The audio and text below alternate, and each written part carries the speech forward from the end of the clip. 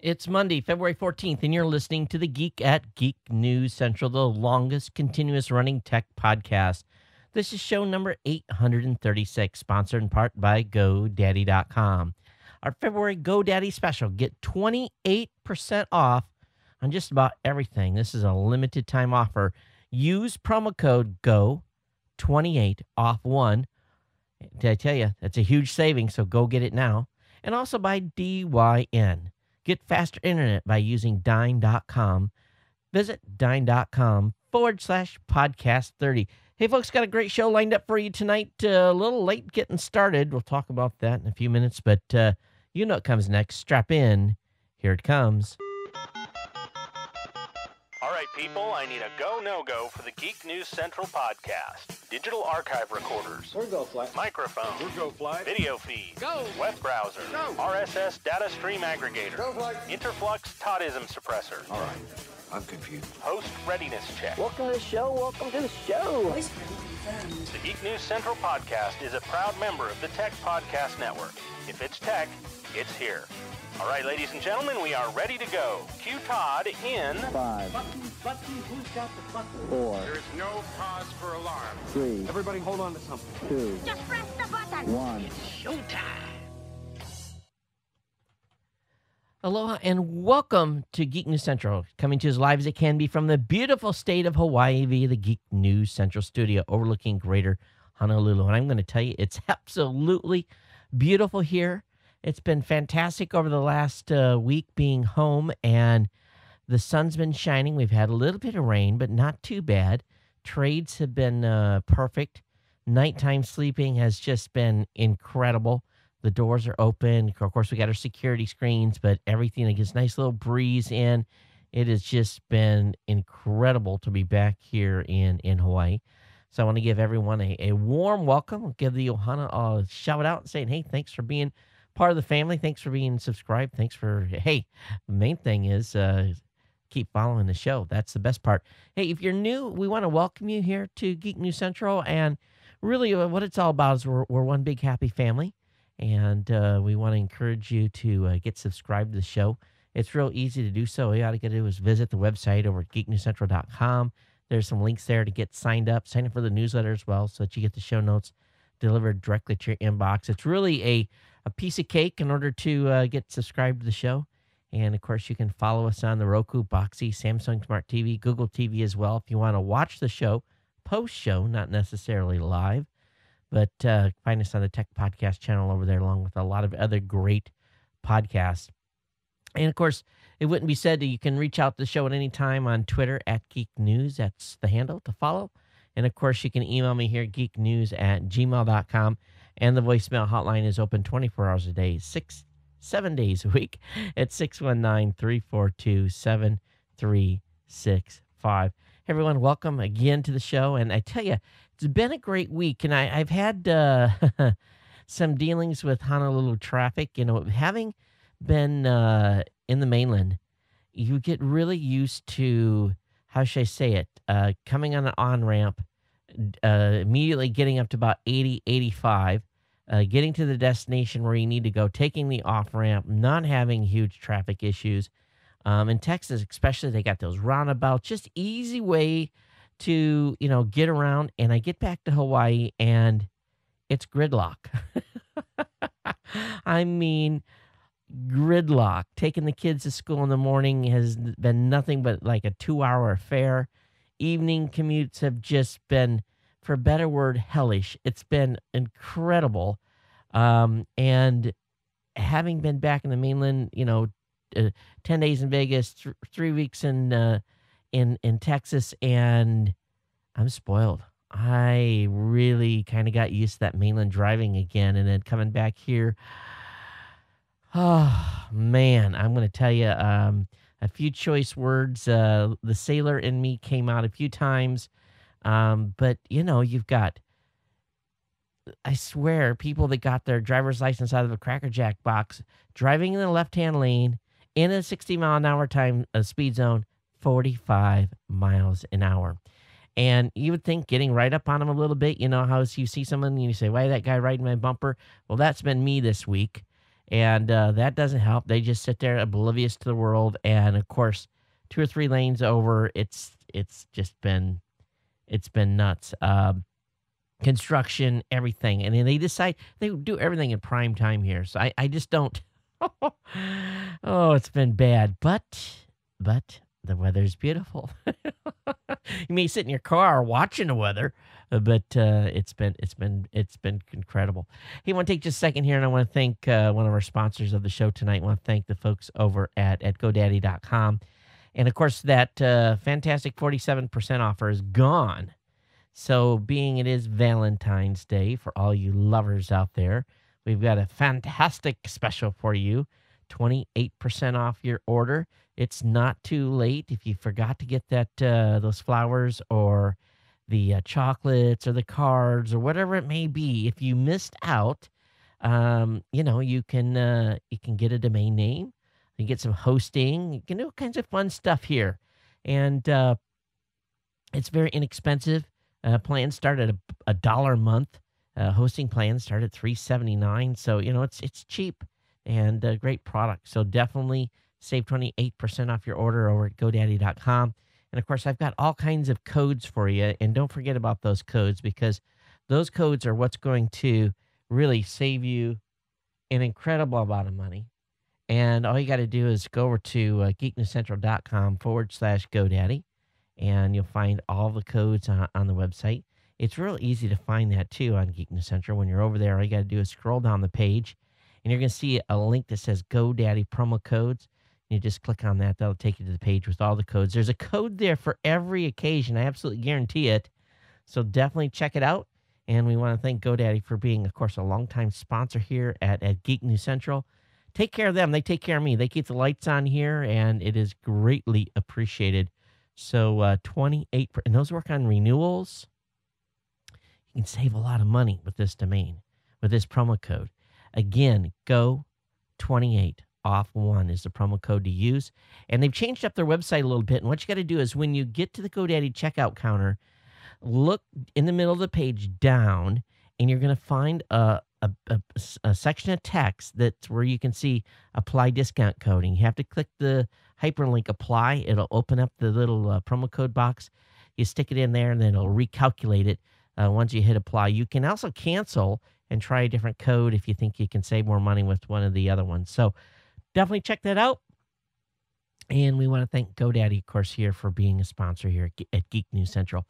All right, so let me really, I had no time tonight to really prepare much on talking points, largely because Valentine's Day. Now, yesterday, I had a couple of appointments, and then my lovely wife and I went to lunch, and she had actually booked it.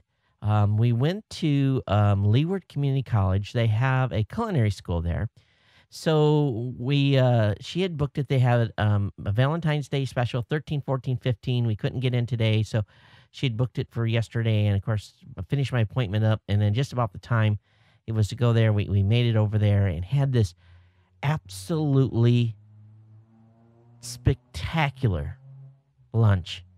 The salad bar alone, I could have just stopped there. It was yummy, yummy, yummy, yummy. It was fantastic. But all these students put together this meal, and they had prime rib, they had fish, they had standard type of potatoes, rice type fares, vegetables.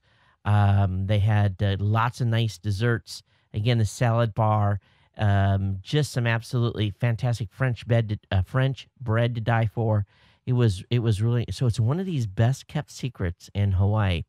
So if you ever make it out here, they don't do them often. It's not like they have this open every day. It's one of those things where they schedule times where they're going to have different types of meals. But basically just Google Leeward Community College and the culinary school, and you'll basically find the information about it in their calendar. But again, it's just once in a while, so you have to hit it just right. But apparently, this is kind of one of those best kept secret types of things. We've been here 15, going on 16 years, and we didn't know. And the only reason she found out about it, she was over at another store and was basically looking for something on Yelp, and it flagged it. And she said, "Well, what's that? I don't know."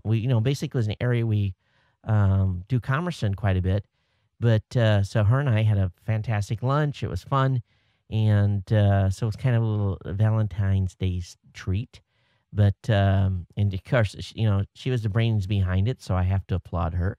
And then I picked up a couple other little small things for her. So hopefully it was a good enough Valentine. At least she was happy after dinner tonight. So I guess that was good. So I guess when they're smiling at the end of the day, you're okay. We've been doing getting caught up on yard work here. Kids' school stuff is nuts. Basically, it's just as crazy as ever. But other than that, it's operation normals here in the Cochran household. So I thought I would just get you guys caught up on what was happening locally.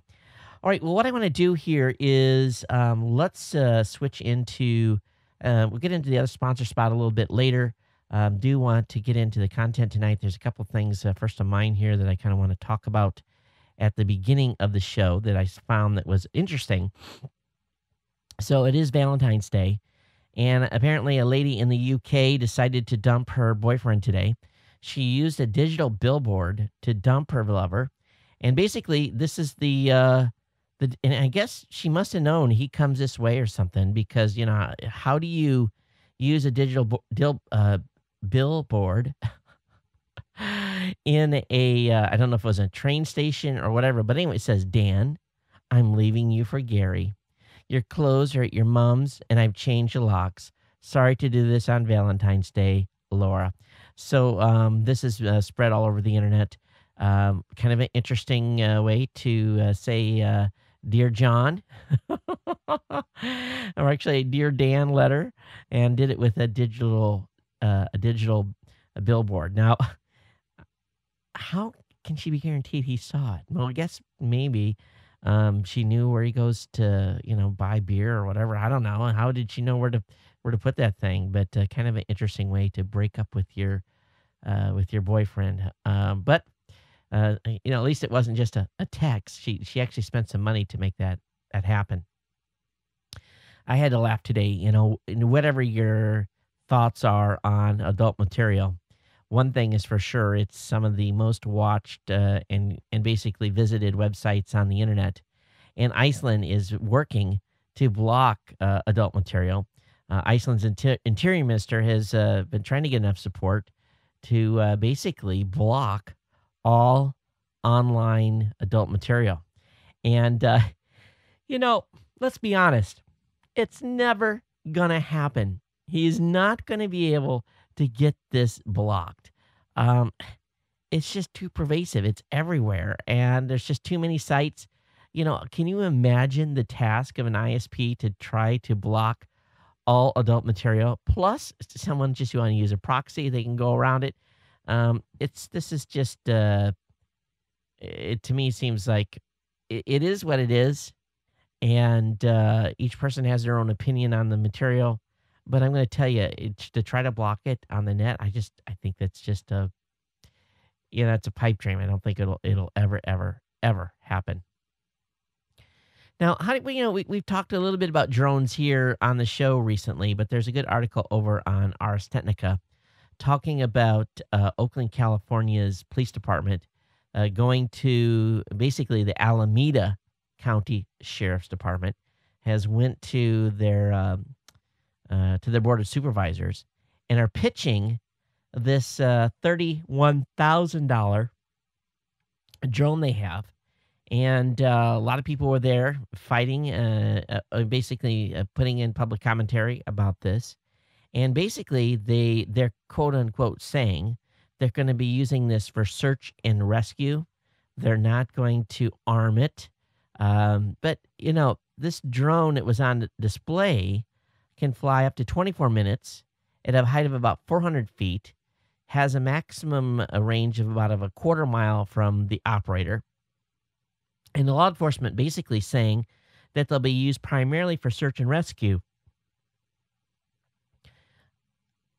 Okay, I guess if that means flying through my backyard and videotaping while you do so, Maybe that's the case, but they're saying they're not going to use this for surveillance. And he says that we're not going to use this for weaponry. They do want to put some, in the future, they want to put some sensors on it to sniff out chemicals and so forth. They say we'd like to add a chemical component where we could fly it through a cloud, like from a refinery smoke, and return it to us and examine what hazards were in the cloud. So that's kind of an interesting one. But, if they're just going to use, if they follow their mandate and they're going to use it for search and rescue and not use it for, flying through our backyards just haphazardly, maybe I could agree to this. If they are going to use a drone in a hostage situation where they're going to get above a house or in the back of a house and use the camera to see what's going on, or basically try to get a better vantage point for maybe a SWAT team or something like that, I could understand that as well. But too often these types of equipment are used in a way that, might not be, might consider to be a privacy issue. So if they fly the drone into the backyard of someone because they feel that they're doing some sort of illegal activity, would that drone not need to have a search warrant to go back in and snoop around and see into maybe windows or something that they wouldn't normally be able to do without going in with a search warrant? So there's definitely complications in using with this. Some probable cause type stuff that could be affected. But they did outline 10 possible authorized missions, including post-incident crime scene preservation, explosive ordnance disposal, responses to hazardous material spills, public safety and life preservation, such as a hostage scenario, and pursuant to search and pursuant to a search warrant. So anyway, this is kind of an interesting move here. So what do you guys think about drones and your sheriff's department having one and flying one into your backyard? I think if it's used within certain guidelines, I could probably say okay, but so oftentimes these things can be abused. And as long as that was kept in check, I think the majority of us could probably say, yeah, we can agree to this type of activity. I don't know. Love to hear you guys' feedback. geeknews@gmail.com is the place to send your emails.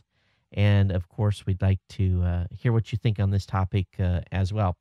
Hey, you want to give an update? I want to say welcome to Sly Fox and to Jetstream 2K, who've joined us in the chat room. And I'm glad that you've caught us online here. It's pretty cool. And someone's saying, U.S. Today update on my phone. Meteorite crashes in Russia? Are you serious? Okay, so let us load Fox or CNN and see if that's really the case. If that's the case, this is. Let me look here. No, I think you guys are having fun with me here. But that would be kind of an interesting.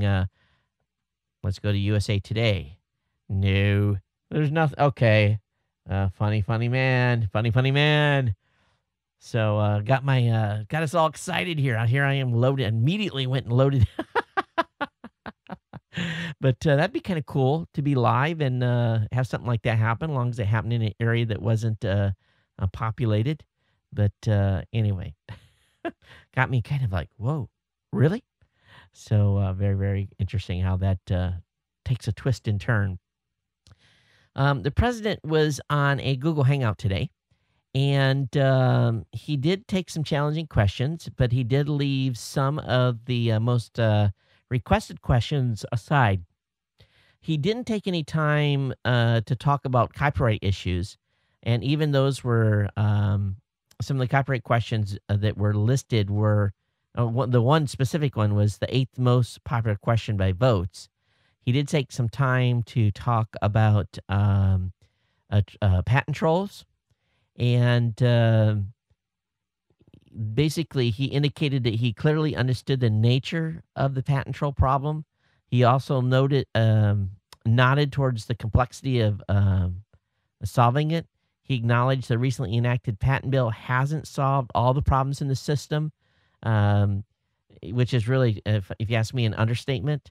Um, so he understands the issue, but he feels that reform needs to go an additional effort. But he kind of thing that makes me kind of, makes me go, So he says reform efforts have gone about halfway to where we need to go. So, I would hope that the president would take more an active stance on, basically allowing us to, solve some of these copyright issues that are out there, fair use, make sure fair use is maintained. And at the same time, it'd be kind of nice to see him go out and propose legislation to stop these patent trolls that are out there, especially on these software patents that are being so devastated. But there was a bunch of personal questions asked, I guess. There was some immigration and so some rehashing of the stuff that was in the State of the Union. But anyway, I guess he had a pretty successful hangout today. I didn't watch it or see it. I'm just reporting what has been said. So let's talk just a few minutes here about Apple. Apple's Lightning chips contain, according to ours, contains a manufacturer-specific serial number. And through the licensing agreement, what happens is that when you plug in, let's say, for example, Mophie's just come out with their device, and we'll talk about it a little later here, where you can get your iPhone 5 with a battery pack. And basically, when you plug that in, that Apple Lightning connector and that chip communicates back and forth with the device. And there is truly, as been reported before, an authentication has been buried inside. And this, while that isn't shocking, it does make you sit back a little bit and just kind of go, So if people are going to hope to see any type of other Lightning accessories out that are not licensed by Apple, we may not see those, largely because they're going to have to reverse engineer and get through this authentication layer, which they might be able to do. But companies like Mophie and so forth are being issued specific serial numbers and so forth, authentication codes. So it's kind of an interesting move here. Also, Apple today introduced a shorter cord. I have the link for that up a little bit later in the show today. So let me go ahead and continue on a couple more articles here. But hey, we don't have to worry about anything going on from the Large Hadron Collider. They're going to be shutting down for 2 years for upgrades and renovations. Apparently, it's going to allow LHC to reach its full design, and they're going to have improved detectors. It seems like this thing has only been running, a short time. It's pretty incredible that they're already shutting down for upgrades here. Well, one thing's for certain, they didn't create any black holes or anything like that so many people were worried about. But, the LHC was originally designed to collide protons with a total energy of 14 TeV. That's tera electron volts. So we'll see what happens with this. But they're going to make some updated hardware, and they're going to continue the hunt for the God particle and Higgs and so forth. So a couple of years now, they're going to be in cold state, I guess, for better words. I found a disturbing article today over on TechCrunch, and this is something to do with Facebook. TechCrunch is reporting that you can now pay to promote a friend's Facebook post to more people without their permission. I'm like, what? If you want to pay to promote one of my posts, knock yourself out. But at the same time, it is kind of interesting that they're allowing people that are friends of yours to pay to promote a post. And I don't know how much this cost, but I guess like $10 to reach, $10 to reach 700 to 1.3K, or you can increase your budget to reach more people. But it just seems kind of weird that they would allow that, because usually if you're promoting, if we have our settings set up correctly, and I'm reading something that you've shared with me, and your privacy settings are set so that only myself and whoever else you have selected in that group can see it, it doesn't seem fair that that I should be able to take that post, pay, and then let other people outside that circle see it. It's a little bit crazy. Now, with no doubt, this option has enraged some people and really making them feel like they've been extorted to communicate with their friends. It's pretty incredible that they're doing this, and they're this desperate to raise cash. But that's what's being reported over on TechCrunch. So I have the link up in the show notes for you here in a few minutes. Hey, one thing I want to do is there's a fantastic article in the BBC talking about fast fiber. But what I want to do before that is I wanted to talk about our sponsor, Dyn.com. And, I've talked about Dyn's DNS, their Dyn ECT, Dynamic DNS, some of their other products that they have. And one of the case studies that I've read here about some of the things that Dyn is doing is Dyn is linked up with companies that are using Salesforce. Companies large and small use Salesforce as an integral tool in doing business. So, here's a real world scenario that you may have encountered if you use Salesforce to store your leads and contacts. So one of the challenges is when you want to send out a message to people that's in your Salesforce list, you want to guarantee that message is going to reach that person. You don't, when you're in business, the last thing you want to do is send an email that ends up in the spam folder or something. And many of the email programs out there don't have this really great tracking mechanism. But Dyn and their ECT email delivery work with the folks that are using Salesforce and basically really increase the delivery rates. So this is kind of a cool discussion point here. And they've really kind of outlined how you can use the Dyn ECT email product with Salesforce. And with just a couple of steps here, you can actually guarantee that when an email is sent from an account that bounces, your Salesforce account or your Salesforce contact record will be updated.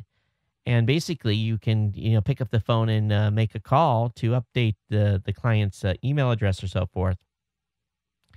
And they've got some basic scripts that they make available that you can use to build a bad email list and update internal contacts. So this is very, very cool. So, uptime is really the bottom line. And Dyn's about speed and making sure that websites load faster. Your website loads faster. We all want faster internet. We want our websites to load quicker. And, of course, if you want your DNS provider to help you out with that, Dyn.com is the company to do that. With outsourced DNS, you can make sure people can get to your websites really at all times. So we're in the middle of the switch to IPv6 as well, and Dyn's ahead of the game in that sector as well, and is compliant. So they have complete support for IPv6. So here's the deal. For all of you that have a website, large or small, I want you to reach out to Dyn. Get faster internet by using Dyn for DNS. Simply visit dyn.com/podcast30 and fill out the contact form. It's real simple to do that. All you got, again, go over to dyn.com/podcast30 and start out and basically fill that form up and say, hey, this is what I'm interested in checking out. I heard Todd tell me about this.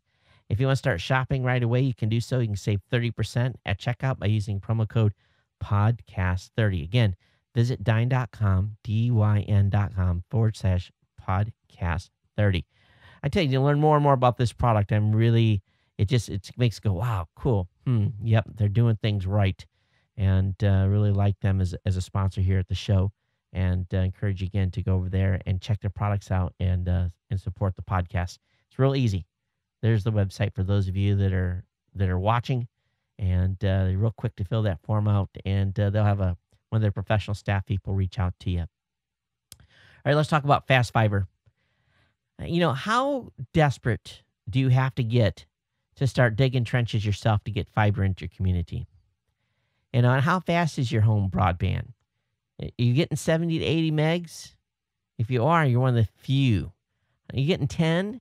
Or are you like the majority of folks that are still getting 2?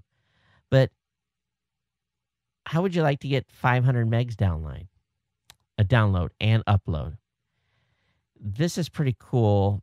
You might see this in the heart of London, but not a village in rural Lancashire, Arkholme. And this is not a metropolis. It is a country area, lots of farmers.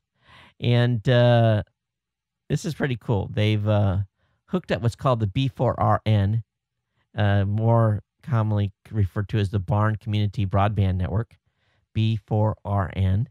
And the community's teamed together, and with some funding from the government and teams working together, they've been digging trenches and working with the local farmers and the community, and they're putting in, this super high-speed fiber. And they feel that they can bring installation costs down to people in those rural areas, down to around £1,000.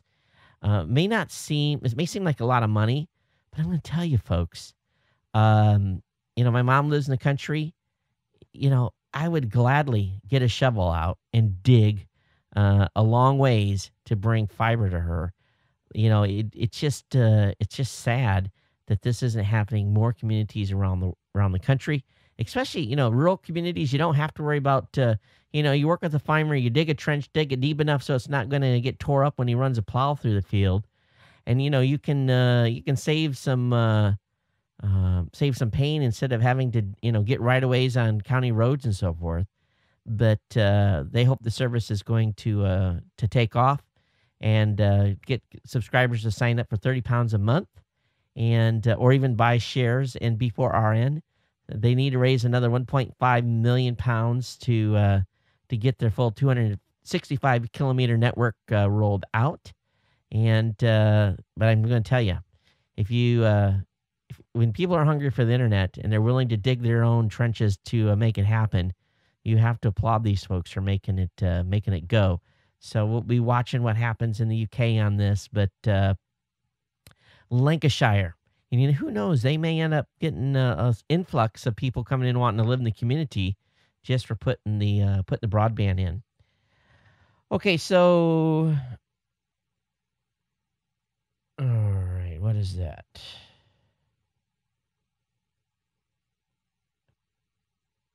Someone is saying in chat that they're serious about this meteorite landing. And let me load this up. Hang on.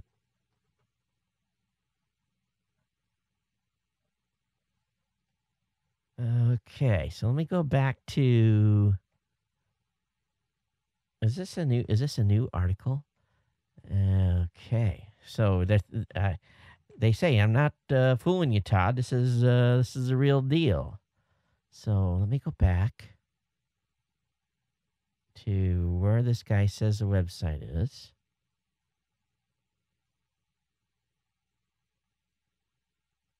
All right, so let me Google this. If this is the case, I didn't think let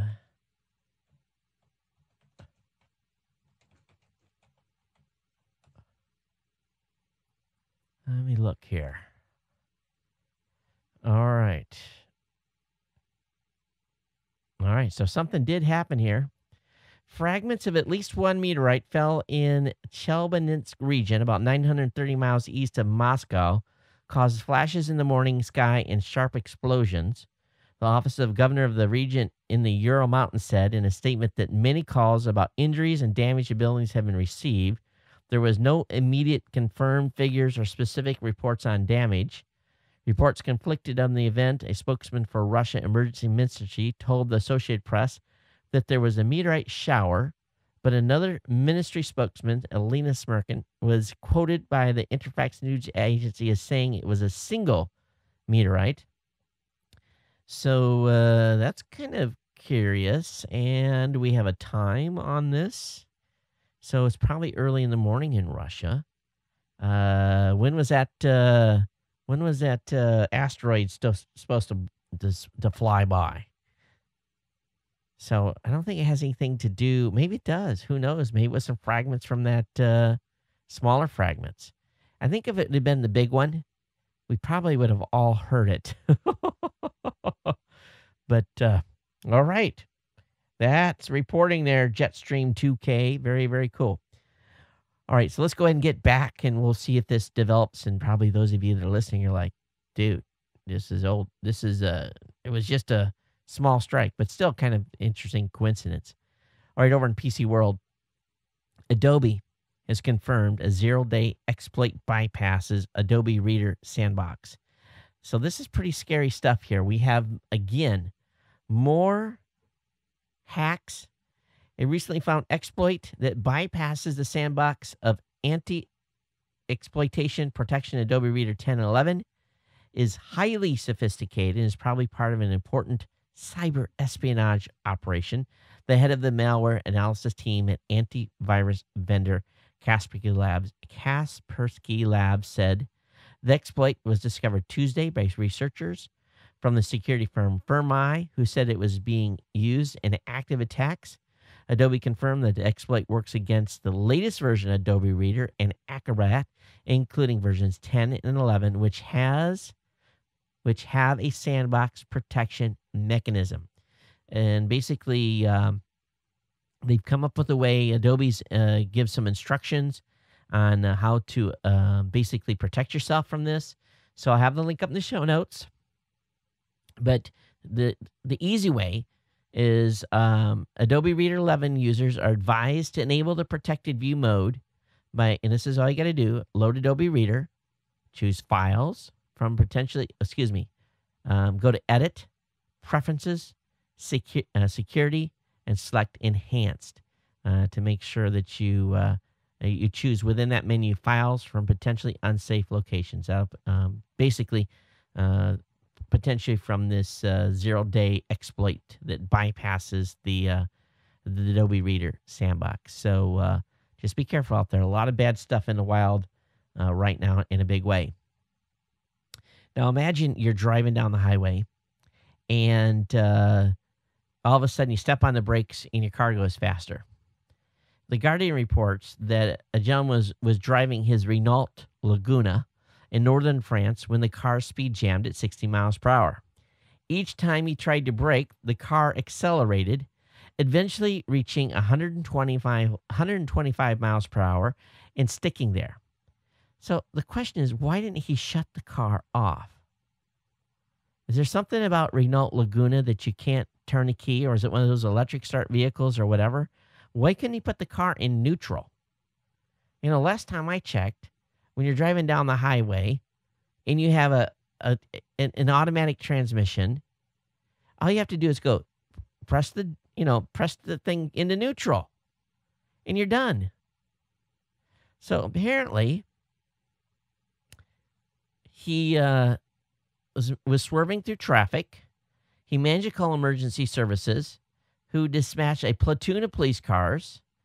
And they escorted him at high speed across 125 miles of French motorway and over into across the Belgian border.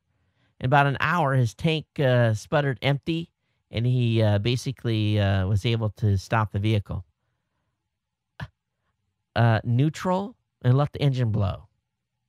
Or is those cars so advanced that they are electrically, when you go put it in neutral, it just basically... It doesn't shift the transmission? I don't get this. I really don't.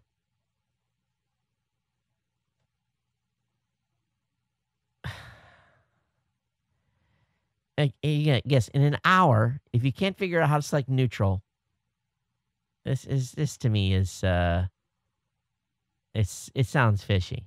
It sounds like you got going too fast and my car was speeding up. Oh my goodness. Incredible. Don't you guys think that's a little fishy? I guess someone's going to have to tell me if there's something special about a Renault Laguna. And I'm trying to think about he would press the brake and the car would go faster. Well, it's not April Fool's Day, right? Press the brake Last time I checked on all vehicles that I have ever seen, there is no way in this world that the brakes are any way tied linkage-wise to the accelerator. And if there is, somebody bent something or did something completely. I think the guy was pushing the gas pedal. Just you hear about these stories and you just scratch your head, don't you? All right, Tivo Premiere. Boy, Tivo is making some headway here. Tivo Premiere is now loaded what's called Flingo Launchpad. And so if you've been a little bit light on stuff that you've been looking for in Tivo, the Flingo Launchpad has about 70 video apps. So you got 70 video apps from the likes of A&E, College Humor, Crunchyroll, History, Showtime, and others. So this is pretty cool. So they basically brought a whole bunch of channels via their channel. So a sub-channel within a channel. I don't necessarily always like that, but any way you can get into Tivo is good, and these guys have done a good job. We'll have to reach out and talk to them. All right, Mozilla has released a Firefox with new Windows 8 UI into the nightly channel. This is the first time this has been seen. So if you're looking to, if you're running Windows 8 and you're a Firefox user, you can go grab this. And basically this, if you're, those of you that are watching on the, watching the show, you can see there that they've got it just basically looks like a Windows 8 interface. And they've got bookmarks and history on the, right on the page when it loads, and a way to add tabs. So kind of an interesting move here. We'll see where this goes with the Firefox and how it does with the beta testers. Okay, of course, the team at Geek News Central has been plugging away and putting in lots of new content. And I want to make you guys aware of an interesting interview we did on Friday, just before the end of the show. At CES this year, there was a lot of gamers that came and was reviewing gaming gear and material, and these guys are pretty picky. They like their electronics, and we had a great discussion with and it was fun with Gerard Williams of the Hip Hop Gamer Show, and I recommend you guys check that out. He stopped by the TPN booth and talked about some of the coolest things he saw at CES from a gamer's perspective. So if you're a gamer, you definitely want to check out the Hip Hop Gamer Show, and of course you want to watch this video of our discussion with Gerard and definitely check it out. So I had a lot of fun. It was Nick from F5 Live was my co-host at the time, and we had a great time talking with Gerard, and revealed some secrets in there too. So there's if it was caught in the video, you guys will get a kick out of this. Ever since I got my iPhone 5, I have been obviously I switched gears on you here. When I got my iPhone 5, I started using a screen protector, and I hadn't used one in the past ever.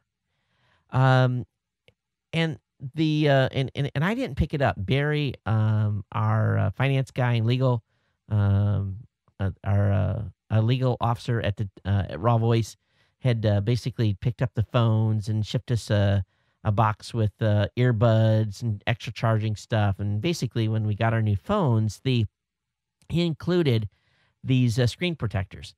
And it just turns out it was from BodyGuardZ. Now, BodyGuardZ won a CES 2013 Innovation Award for their screen protector. And I just, because I'd never used one before, I assumed that all of these screen protectors were about the same. But little did I know when I put it on, and I had a BodyGuardZ, that this was pretty unique. So the folks over there did a demo on the show, and I've been real happy so far with my BodyGuardZ. I've had the same screen protector on my screen now for 2 months. It's still working fine, and I figure I'd probably get maybe another month and a half out of it before I need to swap it out. But each BodyGuardZ pack comes, I think, with 3 screen protectors in it. But it's available in retail stores, and but definitely check it out. It's very, very cool.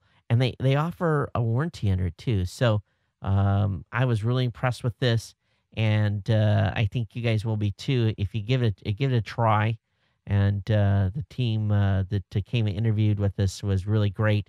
And that was a day that I was feeling pretty bad. I was under the weather last day of the show, and I was actually in the studio on the headset. I was running lower thirds or doing something. I was basically helping out on the control side. And when Andy and Jamie Davis interviewed those guys, I just had to mic in and talk to them about it. But anyway, you guys will see that in the video, so definitely check it out. All right, Western Digital is getting ready to develop its own Google TV products, and basically what they're doing is they've posted a job ad that's suggesting that the company is going to migrate to Google TV, and so this is pretty cool. I'm pretty excited to see them jump on board. The job description reads as follows: work with internal and external teams to architect, design, develop, and deploy IP set-top boxes based on the Android operating system. This would include Android TV and Google TV solutions. So those of you that are Western Digital folks that are excited about their product line, you may be getting a Google TV here in the coming months. Hey, over at GigHome, they've reviewed the Mophie Juice Pack versus the new Juice Pack Helium for iPhone 5, and did a pretty good review on it. And I've got a lot of misgivings about putting I find, like today, I ran out of power. I got back to the house and I was in the red. It was bad. So I've been killing my battery in about 8 hours recently. So I'm going to have to do something soon because it's only going to get worse as the phone gets older. But Mophie's got their first one out with the iPhone 5 jack. And the design is pretty much standard for Mophie. It makes the phone a little bit longer, a little bit thicker, and just a tiny bit wider. The only thing I don't like that I think is junk is the way they've incorporated the headphone jack. I don't want to have to carry an accessory. I want to be able to plug in direct, and they should have been able to leave enough space to be able to do that, but apparently they didn't. But both the iPhone 5 model comes with a 15 milliamp battery, which Mophie claims extends the battery life of the iPhone by about 80%. So that's pretty cool, and probably be around $80, I would imagine, would be the price. That's what those juice packs definitely those run on the prior versions. And hopefully they did a little better job with the connector this time, and the connector won't break if it's dropped off your desk stand or your nightstand or something. All right, Intel TV service already being tested by hundreds of users. Intel basically fessed up on building its own TV service this week, and it's gotten a lot of attention here. Basically, they said Tuesday that the company is building a set-top box that will be fueled by a service that combines live TV, video on demand, and a catch-up component similar to the BBC's iPlayer. UK viewers can use iPlayer to watch anything that aired on the BBC within the last week. But apparently American audiences have not, according to the folks at Intel, not yet experienced a proper catch-up service. So they've introduced that in this thing. But Intel Media is preparing to launch the service in the U.S. before the end of the year through a mix of retail partnerships and direct sales to consumers. So this is an interesting move here. There was some backlash about Intel's announcement, namely that the device would come with a camera that would be able to identify viewers and service personalized ads. Now, that scares me a little bit, having a camera to see who's watching the set. But so we'll see how this goes over. But that may be its Achilles heel from a user adopter standpoint. But or people put a piece of tape over the camera to kind of solve it. The folks over at sociable.co.uk, I want to thank them for including the Powerpress podcast plugin as one of their 101 best WordPress plugins. And we were underneath the podcast section, which they only listed one. which is pretty cool, where we were number 86 in the list, as Blueberry Powerpress podcasting plugin. If you have a podcast, it's a good idea to integrate it on your website. The Powerpress plugin makes it very easy to do so, and also includes full iTunes support. So pretty stoked about being in that top 101 list. We're very proud of that plugin, which we actually did an update today on it, pushed out an update, and the one pixel player is back in after the folks from One Pixel Player fixed their security issue. All right, over on the Wall Street Journal, lawmakers are reintroducing online sales tax legislation. Both Republicans and Democrats have reintroduced legislation that could force internet retailers to collect sales tax. This latest effort by states in Washington to end what they call a handicap on brick-and-mortar businesses. The Marketplace Fairness Act would allow states to collect sales taxes from online retailers for transactions within the state. It would provide an exemption for businesses with less than $1 million in annual domestic sales. They're saying that states are missing out on $23 billion in tax revenue annually. I'm telling you, these states are hurting so bad for some money. They want this cash. So here's what we've got. Republican governors, including New Jersey's Governor Chris Christie, have voiced support for federal measure. Recently, Virginia, Texas, Nevada, and New Jersey have cut deals with Amazon so that it collects sales tax on purchases made in those states. Republican backers of the new legislation said it was against conservative principles to tax some retailers and not others. It's about states' rights. It's about fairness, said Senator Mike Enzi, Republican of Wyoming, a lead sponsor of the bill, along with Senator Richard Durbin, a Democrat of Illinois, and Lamar Alexander, Republican of Tennessee. Several House Republicans and Democrats have sponsored identical legislation. We know that this bill could face some roadblocks. In the end, what it will probably end up meaning is more of this, more green out of your pockets. And I tell you, I've been watching some of the legislative stuff going on here in Hawaii. It's been about tax fees. Oh, we're not raising your taxes. We're just going to tax everything you do, breathe, anything you buy. There's going to be extra taxes on. So it's all about raising revenue here in Hawaii. And they still have a $22 billion unfunded retirement account, which is probably going to end up breaking the state in the end. Over on AtlanticWire.com, Randy Zuckerberg says her Facebook book, will be a crazy look at the front lines of Facebook. Of course, we know that the Silicon Valley show basically failed, but she has a memoir coming out called Complicated, and of course she has a multi-book deal with HarperCollins. But of course we know that Randy Zuckerberg worked at the company in 2011, and she quit under basically rumors that she was partying a little bit too heavy or something to that effect and not fitting in well around Facebook. Anyway, she didn't have to worry. She's got plenty of cash. His brother took care of her and made sure she had plenty of stock before she left. But or she got it as being part of an employee of the company, of course. So we'll see how this book turns out, if it has any juicy details. How many of you guys saw the Microsoft campaign against Gmail? Well, it was really effective. They basically went out on the attack against Gmail, launching its Scroogled campaign, portraying Gmail as a privacy monster that reads your emails for ad targeting purposes. To date, Microsoft-backed petition against Gmail practice has gained a whopping 6,000 signatures, equal to about 0.002% of Gmail's base. So this has been a really effective campaign by the folks at Microsoft.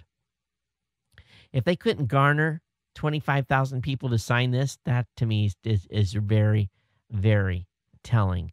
So maybe there's not 6,000 people using Hotmail. Who knows? But anyway, they did not get a big response.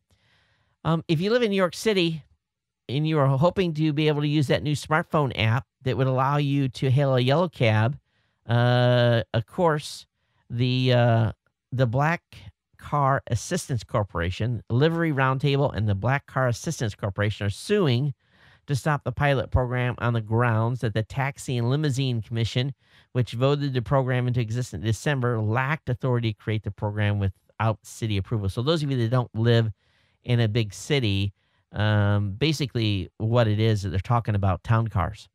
The town car folks are not happy about this app, and they're trying to get it stopped. They don't want it to go forth, but so basically the state Supreme Court has scheduled a hearing on the lawsuit for February 28th, and they're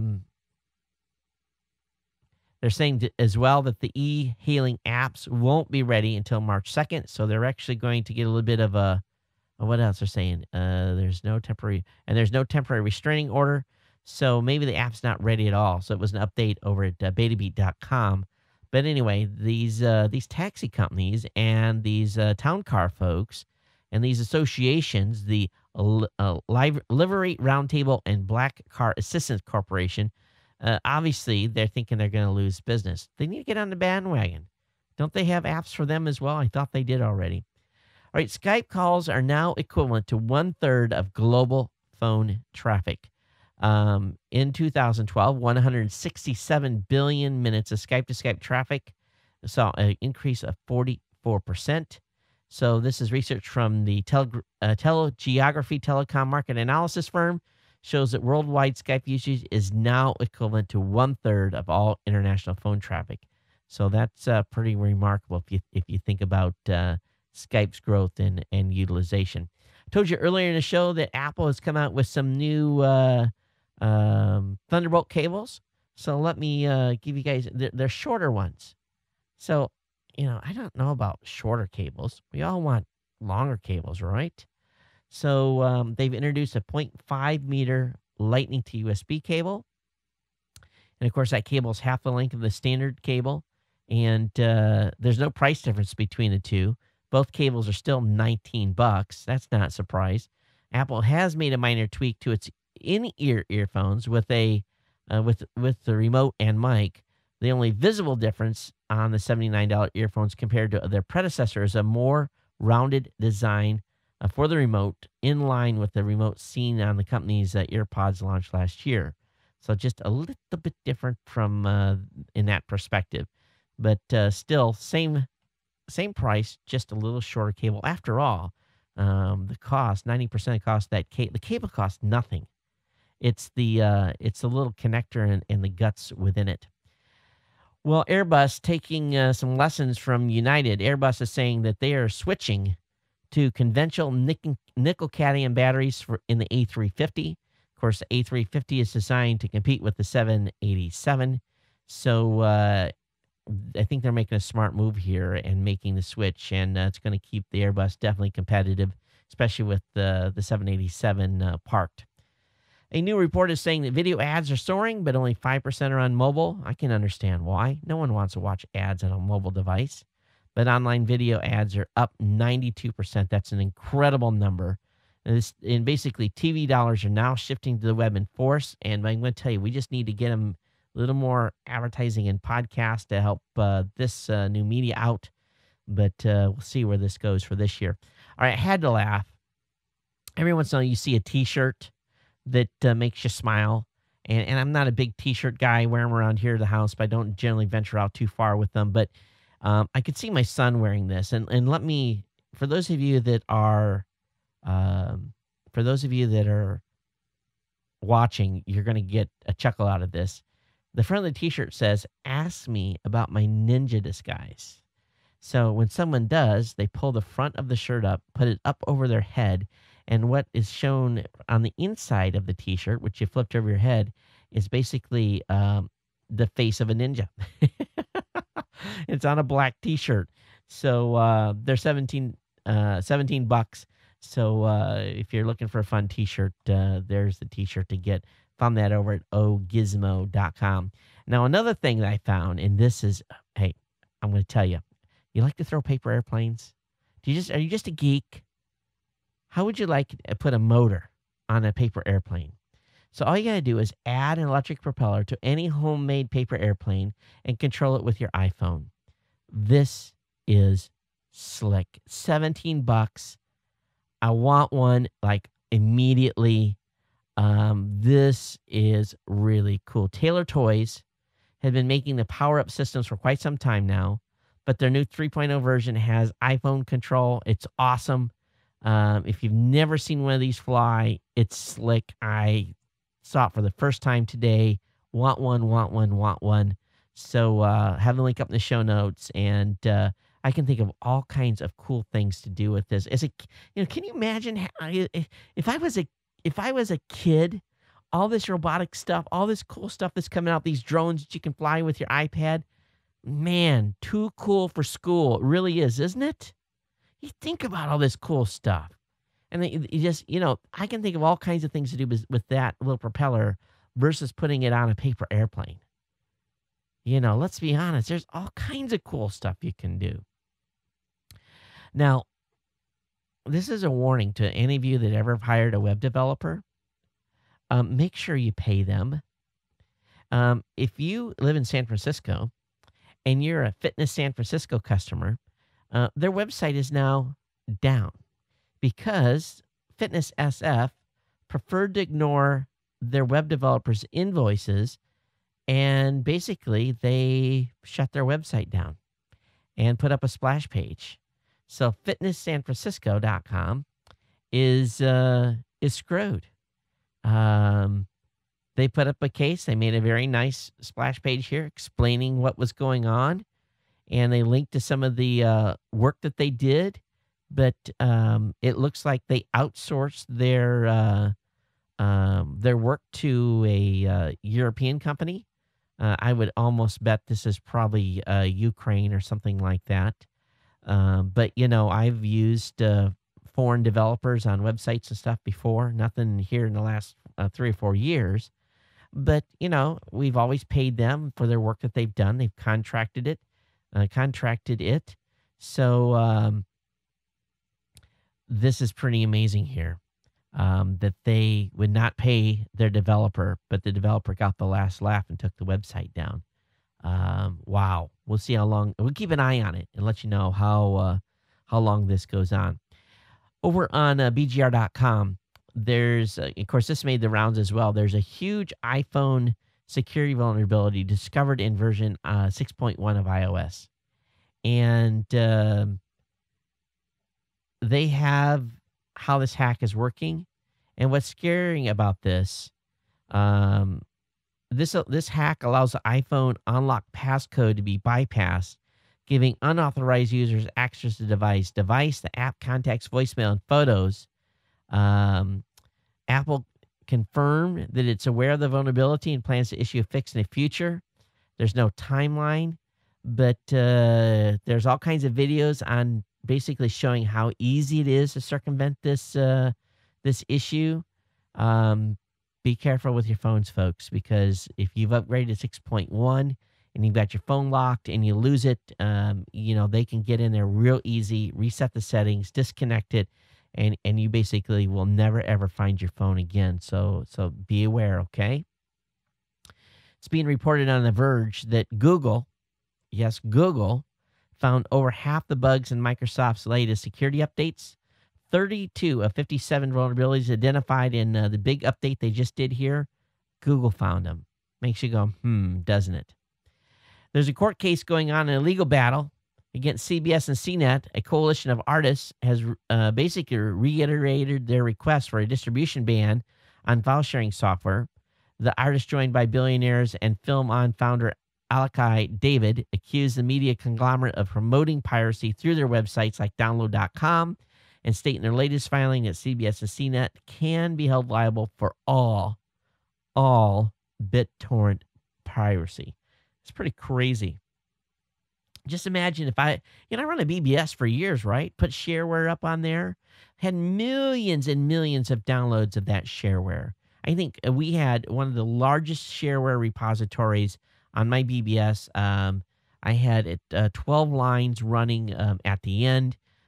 It was busy around the clock when BBSs were still big, and millions and millions of downloads of shareware. We were adding, when hard drives weren't cheap, we were adding drives on a monthly basis because we were bringing in so much content. I have stacks of drives here that has tens of thousands of old shareware titles on them that I've never basically tossed. Now they're all, they're all old, but it's just like anything else. You got a collection, right? Imagine if these folks had said, "Hey, Todd, your little BBS that had millions of downloads was responsible for all of the hacks that were used to basically register shareware and to get around from paying for it." I'd have laughed in their face. But here we go. We've got this court action going on, and people trying to sue CBS and CNET for running basically a download site that started off as a pretty decent online shareware archive.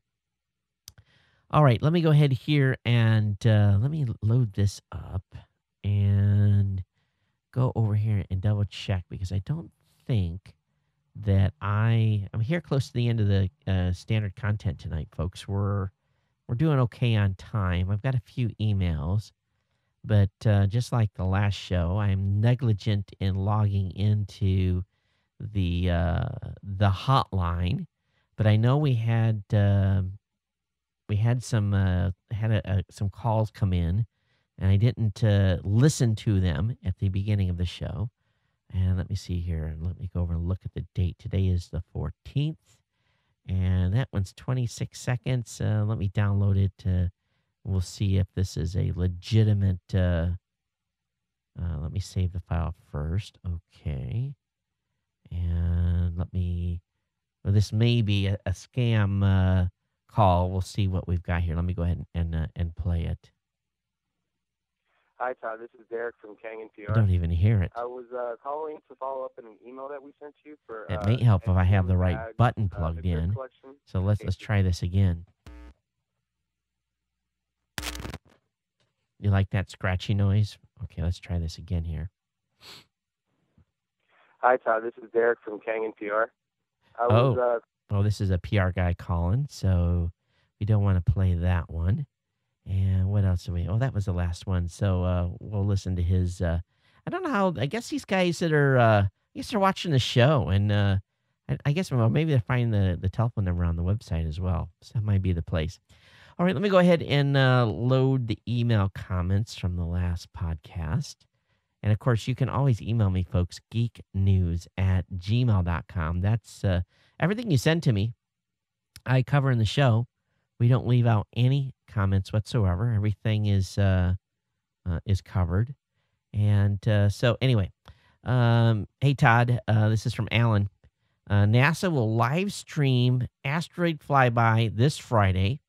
NASA television will provide commentary starting at 11 a.m. Pacific Standard Time, 2 p.m. Eastern on Friday, February 15th, during the close but safe flyby of a small near-Earth asteroid named 2012 DA-14.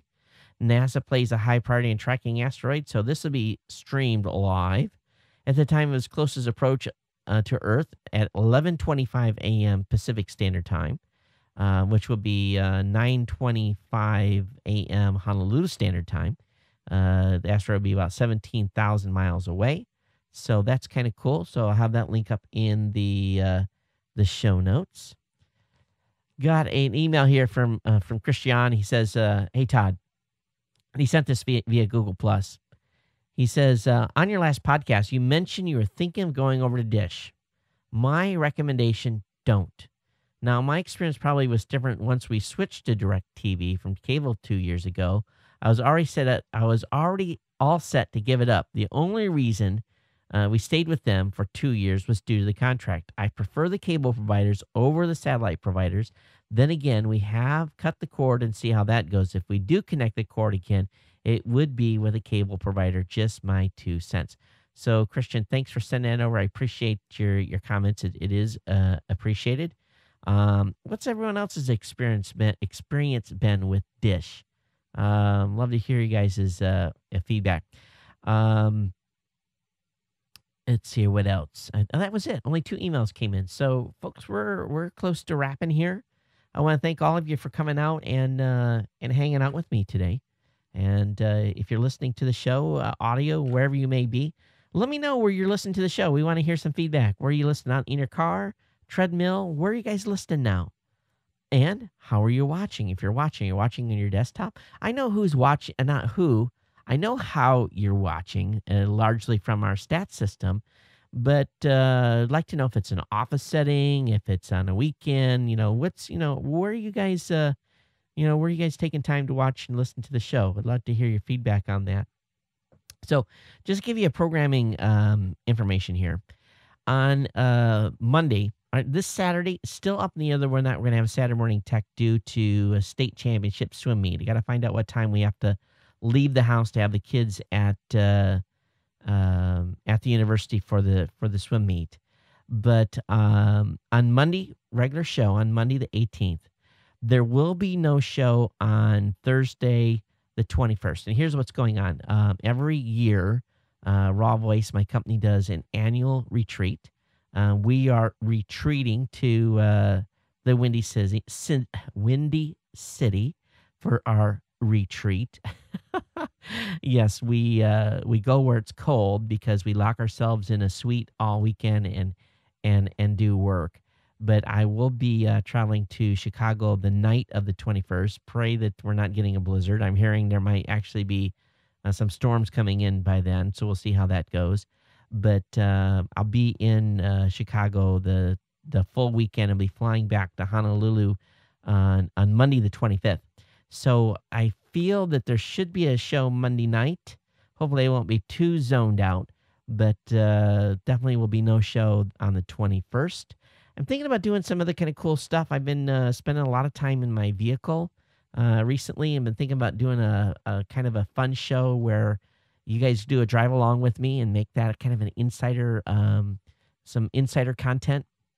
And thinking about picking up a couple of GoPro cameras to do that.